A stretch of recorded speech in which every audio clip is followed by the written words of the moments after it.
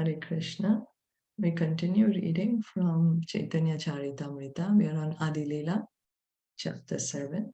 Jaya Jaya Sri Chaitanya Jaya Nityananda Jaya Advaita Chandra Jaya Gaura Bhakta Vrinda Jaya Jaya Sri Chaitanya Jaya Nityananda Jaya Advaita Chandra Jaya Gaura Bhakta Vrinda Jaya Jaya Sri Chaitanya Jaya Nityananda Jaya Advaita Chandra Jaya Gaura Bhakta Vrinda. So we have been reading the text 106, in which the Mayavadi sannyasis, they are telling Lord Chaitanya they want to hear the Vedanta Sutra from him. And Srila Prabhupada is giving us so much detailed information about the Vedanta Sutra. So continuing from the purport by His Divine Grace A.C. Bhaktivedanta Swami Srila Prabhupada, as mentioned above, the Vedanta Sutra consists of 4 chapters. The first 2 chapters discuss the relationship of the living entity with the Supreme Personality of Godhead. So Vedanta Sutra has 4 chapters, and the first 2 chapters are discussing the Sambandha Gyan, knowledge of the relationship with God, knowledge of relationship of every living entity with the Supreme Personality of Godhead. That is Sambandha Gyan. What is the relationship between the Supreme Lord and the living entity?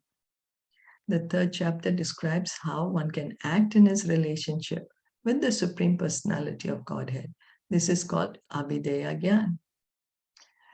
So Abhideya is the process. It's the process of how to act in the relationship with God. We each have our material relationships, and then we have different ways we deal with each other. So how to be acting in our relationship with God? Vedanta Sutra is telling us that in the 3rd chapter, and it's called Abhideya Gyan.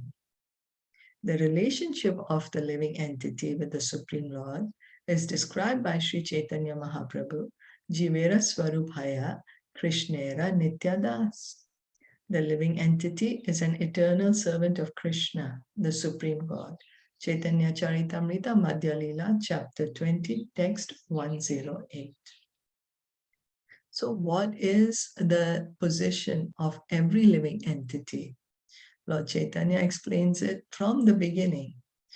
You see, Krishna, he speaks the full Bhagavad Gita to Arjuna, and then in that last chapter 18, almost towards the end of the Bhagavad Gita, and text 66, he says, you surrender to me, and I will protect you. So he's saying it after he speaks the full knowledge of Bhagavad Gita. He's telling him, you surrender to me, means you become my servant. You surrender to me means you listen to me, you serve me, and I will protect you.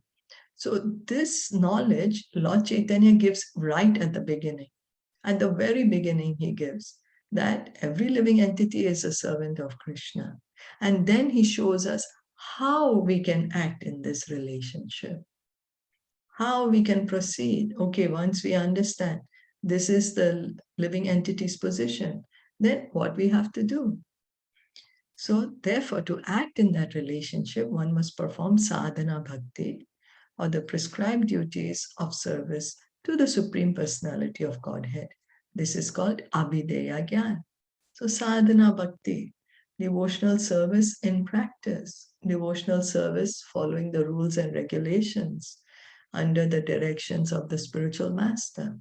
That is the process. That is how we act in our relationship with God right now, because we have a material body, you know. So because we have a material body, then we are not yet liberated, but we want to come to that point. So we engage in Abhideya, devotional service. The 4th chapter describes the result of such devotional service, Prayojana Gyan. So Vedanta Sutra is telling, the first two chapters, Vedanta Sutra is giving Sambandha Gyan. What is the relationship between living entity and God? Then the third chapter, Vedanta Sutra gives Abhideya Gyan, the process of acting in that relationship. And then in the fourth chapter, Vedanta Sutra is giving us Prayojana Gyan, that what happens when one engages in devotional service? What happens when one is situated in this relationship with God? This ultimate goal of life is to go back home, back to Godhead. The words Anavriti Shabdat in the Vedanta Sutra indicate this ultimate goal. So Prayojana is we will be with God in the kingdom of God, going back home, back to Godhead. So Srila Vyasadeva, a powerful incarnation of Narayan, compiled the Vedanta Sutra, and in order to protect it from unauthorized commentaries, he personally composed Srimad Bhagavatam on the instruction of his spiritual master Narad Muni as the original commentary on the Vedanta Sutra. So Srila Vyasadeva, he is the original author of the Vedanta Sutra.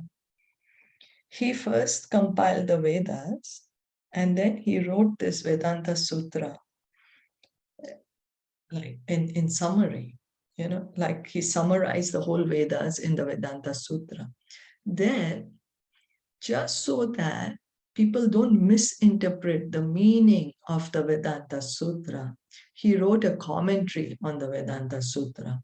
His spiritual master Narad Muni told him, "You have not properly glorified devotional service. You have not properly glorified the Abhideya. So do that." So Vyasadeva wrote a commentary on the Vedanta Sutra, and that commentary is called Srimad Bhagavatam. Besides Srimad Bhagavatam, there are commentaries on the Vedanta Sutra composed by all the major Vaishnavacharyas, and in each of them, devotional service to the Lord is described very explicitly. So the Vedanta Sutra, many Vaishnavacharyas have written commentaries on it. Srila Vyasadeva, who's the author of Vedanta Sutra, his commentary is Srimad Bhagavatam.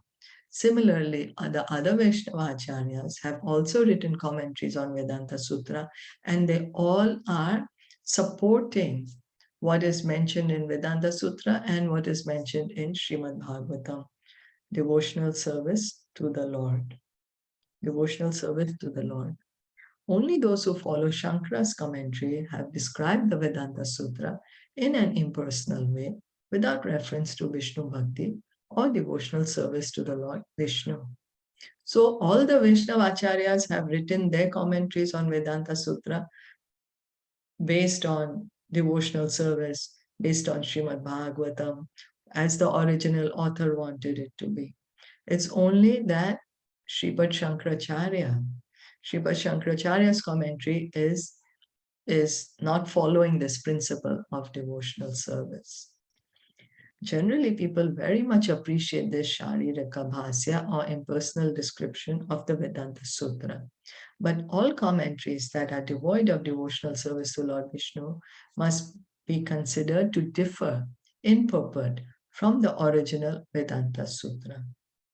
So any commentary on the Vedanta Sutra which does not speak about devotional service is not the commentary on the real Vedanta Sutra. Why? Because the original Vedanta Sutra is glorifying devotional service. So if I'm writing a commentary on something, my commentary should be explaining what is there in the original thing. But if I write something else which is not there in the original, then it's not a commentary at all. It's a thing by its own self. It's a thing by its own self. This is what we don't understand.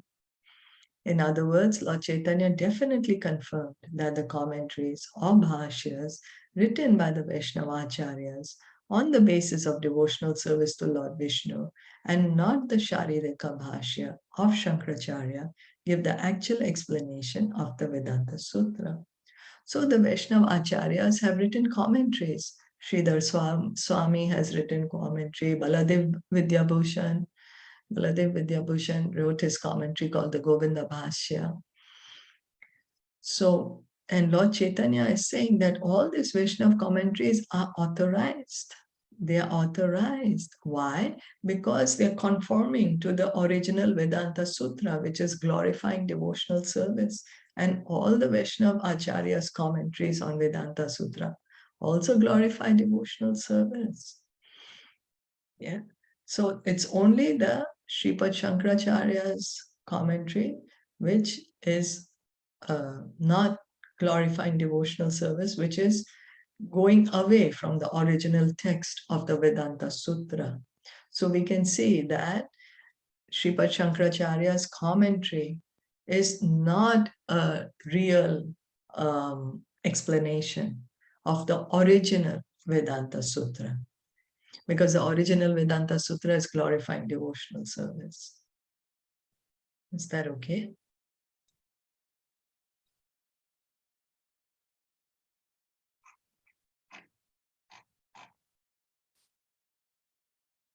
So, let's stop here and then we can begin with the next verse tomorrow. Shri Chaitanya Caritamrita ki Jai, Shila Prabhupada ki Jai, Gaur Bhakta Vrinda ki Jai. Hare Krishna.